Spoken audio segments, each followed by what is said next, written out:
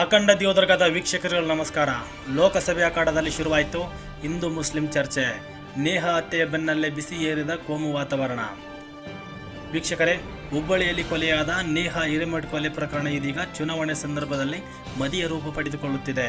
ಈ ಹತ್ಯೆ ಹಿಂದೆ ಲವ್ ಜಿಹಾದ್ ಇದೆ ಎಂಬ ಆರೋಪವನ್ನು ಬಿಜೆಪಿ ಮಾಡುತ್ತಿದ್ದರೆ ಇದು ತೀರಾ ವೈಯಕ್ತಿಕ ವಿಚಾರಕ್ಕೆ ನಡೆದಿದ್ದು ಎಂದು ಕಾಂಗ್ರೆಸ್ ಹೇಳುತ್ತಿದೆ. ಇನ್ನು ರಾಜ್ಯದಲ್ಲಿ ಮೊದಲ ಹಂತದ ಮತದಾನಕ್ಕೆ ಇನ್ನು ಕೇವಲ 3 ದಿನಗಳು ಬಾಕಿ ಉಳಿದಿದೆ. ಪ್ರಕರಣ ವಿರೋಧಿಸಿ ಬಿಜೆಪಿ ರಾಜ್ಯಾದ್ಯಂತ ಪ್ರತಿಭಟನೆ ನಡೆಸುತ್ತಿದ್ದರೆ ಕಾಂಗ್ರೆಸ್ ಸರ್ಕಾರ ಪ್ರಕರಣವನ್ನು ಸಿಐಡಿಗೆ ತನಿಖೆಗೆ ಒಪ್ಪಿಸಿದೆ. ವೀಕ್ಷಕರೇ, ಕಳೆದ ವಿಧಾನಸಭೆಯಲ್ಲಿ ರಾಜ್ಯದಲ್ಲಿ ಹಿಂದೂ ಮುಸ್ಲಿಂ ಟಿಪ್ಪು ಸಾವರ್ಕರ್ ಚರ್ಚೆ ಚುನಾವಣೆಯ ಪ್ರಮುಖ ಅಜೆಂಡವಾಗಿತ್ತು.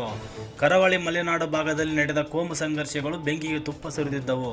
ಆದರೆ ಇದೀಗ ಲೋಕಸಭೆ ಚುನಾವಣೆಯಲ್ಲಿ ರಾಜ್ಯದಲ್ಲಿ ಮತೀಯ ವಿಚಾರಗಳಿಂದ ಹೆಚ್ಚಾಗಿ ಗ್ಯಾರಂಟಿ ತೆರಿಗೆ ಹಾಗೂ ಅಭಿವೃದ್ಧಿಯ ವಿಚಾರಗಳು ಮುನ್ನೆಲೆಗೆ ಬಂದಿದ್ದವು.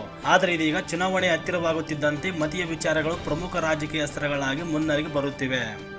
ರಾಮೇಶ್ವರ ಸ್ಫೋಟ ಪ್ರಕರಣದ ಚರ್ಚೆಯ ನಡುವೆ ಇದೀಗ ಹುಬ್ಬಳ್ಳಿಯಲ್ಲಿ ನಡೆದ ನೇಹಾ ಹತ್ಯೆ ಪ್ರಕರಣ ಮತೀಯ ಆಯಾಮ ಪಡೆದುಕೊಳ್ಳುತ್ತಿದೆ.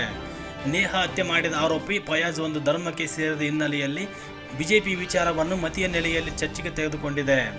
ನೇಹಾ ಹತ್ಯೆ ಹಿಂದೆ ಲವ್ ಜಿಹಾದ್ ಇದೆ ಎಂಬ ಆರೋಪವನ್ನು ಬಿಜೆಪಿ ನಾಯಕರು ಮಾಡುತ್ತಿದ್ದಾರೆ.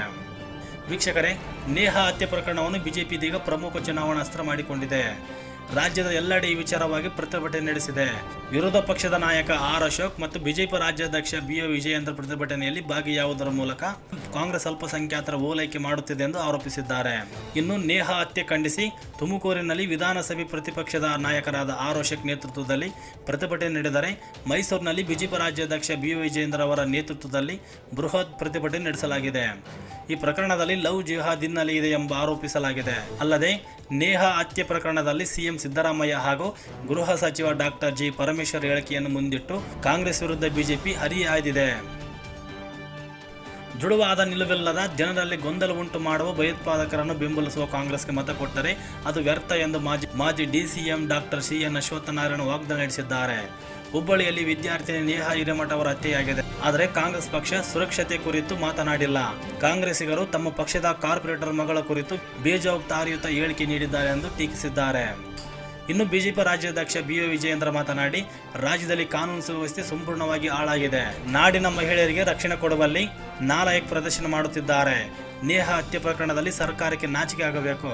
ದುಶ್ಯಾಸನ ರೀತಿಯಲ್ಲಿ ಸಿಎಂ ವರ್ತನೆ ಮಾಡುತ್ತಿದ್ದಾರೆ. ಕುಟುಂಬದ ತೇಜವಧೆ ಮಾಡುವ ಕೆಲಸ ಮಾಡುತ್ತಿದೆ.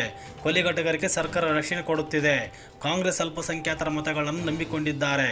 ಪಾಕಿಸ್ತಾನದ ಜಿಂದಾಬಾದ್ ಘೋಷಣೆ ಕೂಗುವವರನ್ನು ರಕ್ಷಣೆ ಮಾಡುತ್ತಿದೆ ಎಂದು ಆರೋಪಿಸಿದ್ದಾರೆ. ಇನ್ನು ಬಿಜೆಪಿ ಮುಸ್ಲಿಮರಿಗೆ ಚಿತ್ರಹಿಂಸೆ ಕೊಡುತ್ತಿದೆ, ಮಾನಸಿಕವಾಗಿ ಹಿಂಸೆ ಕೊಡುತ್ತಿದ್ದಾರೆ ಹಾಗೂ ದೇಶದಿಂದ ಓಡಿ ಹೋಗಬೇಕೆಂದು ಚಿತ್ರಹಿಂಸೆ ಕೊಡುತ್ತಿದ್ದಾರೆ ಎಂದು ಡಿಸಿಎಂ ಡಿ.ಕೆ. ಶಿವಕುಮಾರ್ ಆರೋಪ ಮಾಡಿದ್ದಾರೆ. ನಮ್ಮದು ಸರ್ವ ಜನಾಂಗದ ಶಾಂತಿಯ ತೋಟ. ಯಾವುದೇ ಕ್ರಿಮಿನಲ್ ಕೃತ್ಯಗಳಿಗೆ ನಾವು ಉತ್ತೇಜನ ಕೊಡಲ್ಲ, ಶಾಂತಿಯಿಂದ ನಡೆಸಿಕೊಂಡು ಹೋಗುತ್ತೇವೆ ಎಂದಿದ್ದಾರೆ. ಇನ್ನು ಡಿ.ಕೆ.ಶಿ ಹೇಳಿಕೆ ಕೂಡ ಇದೀಗ ವ್ಯಾಪಕ ಚರ್ಚೆಗೆ ಗ್ರಾಸವಾಗಿದೆ. ಇನ್ನು ವಿಧಾನಸಭೆ ಚುನಾವಣೆಯಲ್ಲಿ ಹಿನ್ನಡೆಯಾದ ಹಿನ್ನೆಲೆಯಲ್ಲಿ ಲೋಕಸಭೆ ಚುನಾವಣೆಯಲ್ಲಿ ಮತೀಯ ವಿಚಾರವನ್ನು ಮುನ್ನೆಲೆಗೆ ತರದಂತೆ ಮಾಜಿ ಸಿಎಂ ಬಿ.ಎಸ್. ಯಡಿಯೂರಪ್ಪ ತಂತ್ರಗಾರಿಕೆ ರೂಪಿಸಿದ್ದರು. ಈ ನಿಟ್ಟಿನಲ್ಲಿ ಬಿಜೆಪಿ ನಾಯಕರು ಮತೀಯ ಚರ್ಚೆಗಳ ಬಗ್ಗೆ ಪ್ರತಿಕ್ರಿಯೆಯನ್ನು ಹೆಚ್ಚಾಗಿ ನೀಡಿರಲಿಲ್ಲ. ಆದರೆ ಇದೀಗ ಮತದಾನಕ್ಕೆ 3 ದಿನ ಬಾಕಿ ಇರುವ ಸಂದರ್ಭದಲ್ಲಿ ಮತೀಯ ವಿಚಾರಗಳು ಮುನ್ನೆಲೆಗೆ ಬಂದಿವೆ.